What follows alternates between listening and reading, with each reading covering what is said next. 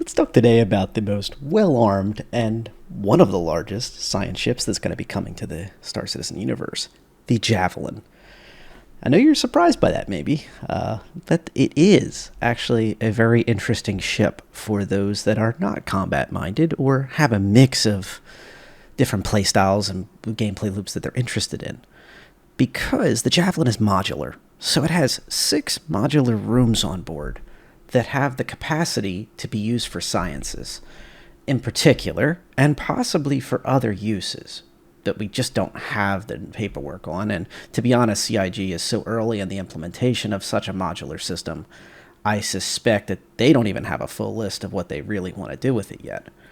But when the Javelin was launched in the initial sale, they spoke of these 6 modular rooms. And some of the example use cases that they had for uses for those rooms included the flexibility to add science research areas and cartography, so mapping capacities into those modular component rooms. Modular rooms. Now, there's also talk of modular component bays. There's over 8 of them on the ship. However, because of the age of this ship, it is suspected that the massive components that take a destroyer-class vessel, the largest player-owned ship that we know of at this time, will probably be in those bays. So as in you can swap out the type of coolers maybe, or, you can put in a different type of shielding, choose different types of buffer shield versus active shielding. So I would not lean too heavily on those as part of your modular gameplay.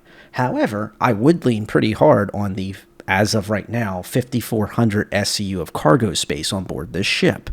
That dwarfs any of the known warship class vessels in their cargo bay. The closest maybe being the utility-focused Kraken base model, which is around 3,700 SCU. And for those wondering, the Idris is on about 1,000 SCU, a bit under that, and the Kraken Privateer is in the 730 SCU range or so. Just to give you some perspective on these other large vessels that are in that larger capital class, they're nowhere near the size of a Javelin.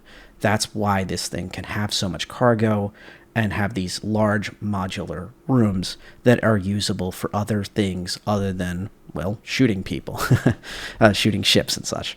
So I would strongly suggest that if you're looking at different ships, to not discount a Javelin from your gameplay strategies. Maybe as an organization, though, looking at picking up one of these in-game eventually. They'll be hard to come by, but it may be something as a late strategy, especially in a more hostile area, to be able to bring in complete duties in very dangerous places. I could definitely see a Javelin along with a support fleet going in and completing research on an extremely lucrative high-risk area where you may not want to pull out an Endeavor or some other science-focused or research ship that could easily get popped compared to a destroyer-class vessel with ship-to-ship turrets and size 12 torpedoes on board and proper armor for that type of combat.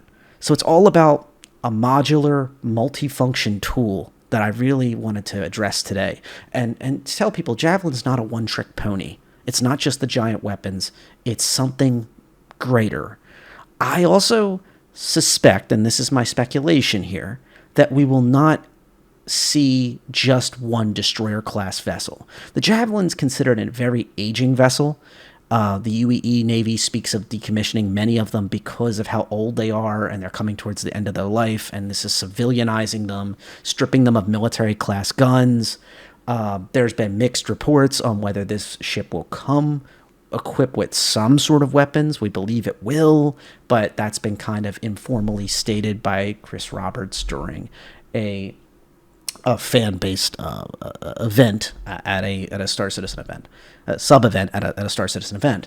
And I would strongly caution not to count on any gear that comes with it if you're seriously considering that. You will need to make a large upfront purchase or a large upfront amount of UEC in game by an entire organization to really upfit this thing to where it needs to be for any mission class. Hopefully that the science side of things will help pay for that a little bit and maybe defer the cost. Also, one other thought about the utility of this vessel, which is the focus of this video. There is a hangar on board the Javelin, and it's a little debatable on what exactly can and cannot fit in there. But folks have basically landed on top of the NPC Javelins during recent fleet events and combat events, and suspicion is we will be able to get a Vanguard in there. And that was one of the reasons the Vanguard hoplite was probably created, was to have a dropship that would be capable of working with a Javelin. And then also, of course, a Argo will probably be able to fit in that same category in a sub-hangar, or they might have combined the two hangars. I am not going to go too deep into leaks talk or anything like that. I'm focusing just on what we know in the live and in the PTU universes. So anything Vanguard size think is going to be good to go as a single ship, along with most likely an Argo as well to support the vessel. So this is not really a carrier, but it does have some utility in its hangar that it has on board.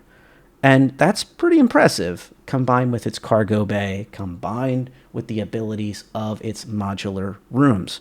One thing to note about the Javelin compared to the other ships I quoted a little earlier, such as the Krakens and the Idris, this Javelin class vessel cannot land on a planet. The only addendum to that I would love to confirm is whether or not it can go into the high atmo of Orison and dock, capital docking location, and that would easily make Orison like the place for large organizations to stage out of in Stanton, and possibly other planets that have that same capacity of this truly unique atmosphere that allows even the biggest capitals of this class to dock. So that's another thing to consider with this type of vessel. It cannot land on a traditional planet or any type of location like that, a moon or anything like that. It is a strictly space-going vessel with only slight chance, maybe, of going to a place like Orison where it can dock up in the high atmo. That is to be determined, and don't quote me on that. But I just wanted to kind of go into this because most of the time when people talk about a Javelin, they talk about in its very name, a destroyer or a weapon system. But it's also a multi-function ship. And I think it'll be a great tool in the arsenal of folks who are in less than civilized space to be able to still do research, science work, documenting different locations, maybe even jump points. And we'll see kind of where that goes. And it's a very exciting ship. This has been Distilled with Red J. Thank you for your time. Please like, comment, and subscribe to the channel. It helps the channel greatly.